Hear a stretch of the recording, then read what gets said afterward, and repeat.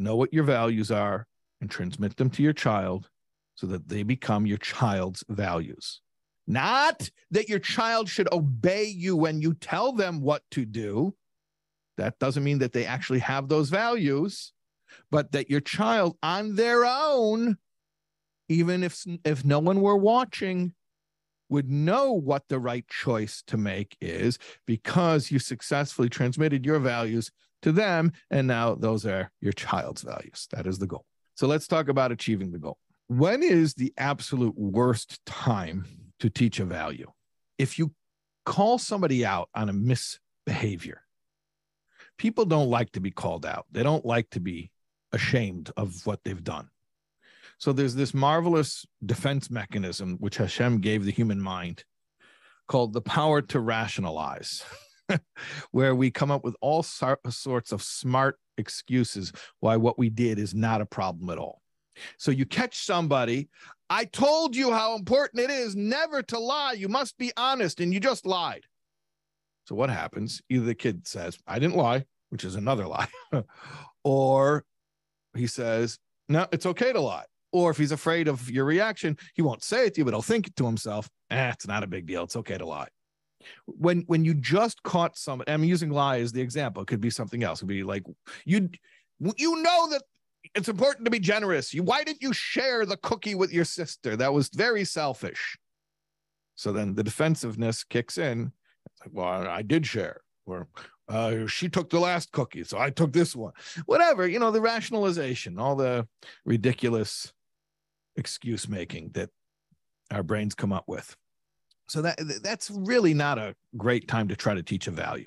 But there's a second reason also why teaching a value when you just caught a kid violating that value is a really poor time to teach it. And the second reason is much harder to understand than the first one, so I need you to really focus. The first one's fairly easy to understand. I said, when you just caught somebody violating a value and now you want to teach them that value, they're going to be defensive. And they're going to rationalize and they're going to make excuses. But the second reason, like I said, is a little bit deeper, so please focus here. Second reason why it's so ineffective to try to teach someone a value when you just caught them violating that value is that you're implicitly telling them that the value isn't that important after all. How? What do you mean? I just told them that it was super important. No, you actually implied to them that it's not so important. You know why? Because if it were important, then you would have had many opportunities to discuss it before. It wouldn't take them violating that value to remind you that that value exists. So if the only time they hear you talking about that value is when they just got caught violating that value, the message you're sending is this thing is actually not that important to me. So much so that I didn't even remember it was a thing until you reminded me of it by not doing it. A guy was once complaining to me about his kid davening mincha, praying the afternoon prayer. And I tell him, go daven mincha, go pray the afternoon prayer. I said, why? Why are you telling me that? Well, because I went through the whole process. He went through, it personally bothers me. Get over it. It's not his problem that it personally bothers you. Then finally he said, well, it's a value. I mean, I coached him to that point where he was able to say, it's a value. I said, great. It's a value, meaning you value it. He said, yeah, I value it. It's important to you. Yeah, it's important to me. Like, it's a super important thing. Like, if you would think about in your life, things that you hold dear, davening mincha, praying the afternoon prayer is something that you hold dear. He says, yes, it is. I said, great. If that's really true, then if you really cared about it, you should talk about it at times when it's not time to daven mincha. Take a walk with your kid at night when it's well past sunset and it's not even time to pray the afternoon prayer. And tell him a story about when you once prayed the afternoon prayer. Maybe you had to pull over and find a minyan because the sun was setting. I don't know. Just let me just pull this up again. Vishinantam levanecha v'dibarta bam. If you want to teach it to your children, speak about it. V'dibarta bam means speak about it. When should you speak about it? when you're sitting at home, when you're traveling, when you get up, when you lie down. The point is, anything that's really a value that you really, really care about, and you make that list with your co-parent of your top 5 values, top 10 values, those are the things you should be talking about all the time.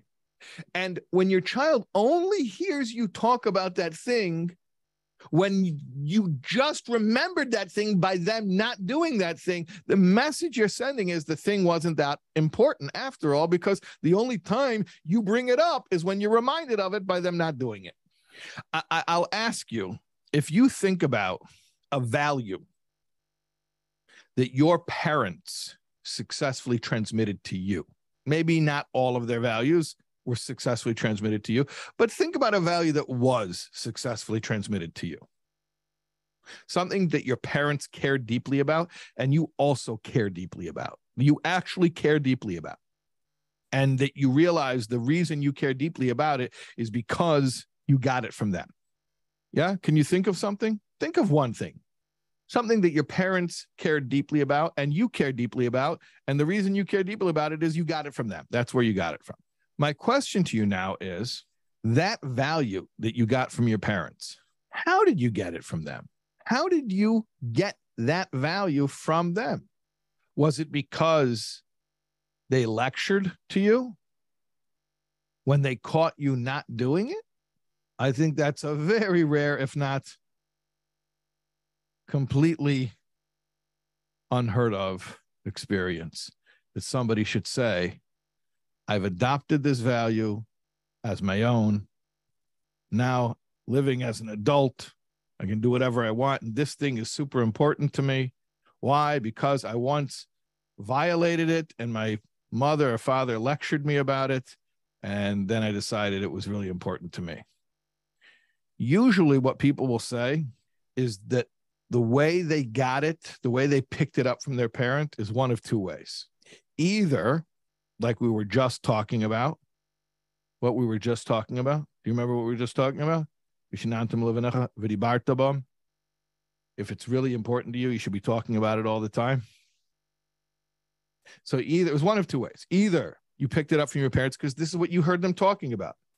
They were taught, if the value was chesed, generosity, then it wasn't that you only heard about generosity when they just caught you not being generous. It was something you heard them talking about all the time, and not necessarily talking to you about it, but that's just what they were speaking about. So that's one way. Another way that people often pick up values from their parents is that it wasn't even something that they spoke about. It's something they lived. You saw this is how they lived, and it made an impression. So here's what I want to tell you. The way your children are going to pick up your values is no different than the way you picked up your parents' values. The mechanics are the same. Ultimately, what are you going to pick up? Either what you hear them talking about or what you see them living. So the goal of parenting, the entire job of parenting, is to transmit your values. How? How do you transmit values? You transmit values by speaking about your values. That's why I love storytelling, especially strategic storytelling. When you pick a story that embodies a certain value and you tell that story to your child, take a walk with a kid. And by the way, when I say take a walk, not all children like to take a walk. Some like to go to the grocery store with you. Or some kids, they like to play catch on the front lawn. You throw a ball back and forth. Or some kids like to do an art project together. Or some kids like to help you in the kitchen. But whatever it is, that's just a relaxed, neutral setting where you can just schmooze, you can just talk. The things that you talk about, the stories you tell, the experiences you share, the values that you are teaching in those neutral moments, those are the values that you really care about and that your child will realize that you really care about, and your child may also come to care about. So it's the speaking about it. And then, of course, there's the living example, showing them what those values look like in real life. Very little of it, maybe none of it, is about sermonizing and moralizing and lecturing. Hey, this is Rabbi Shais Taub. You were just watching a clip from my 6-week online parenting course, which I offer about once or twice a year. We're opening up enrollment right now for another cohort of that course. If you want to get in on it, there's information how to register in the description of this video below. Hope to see you there.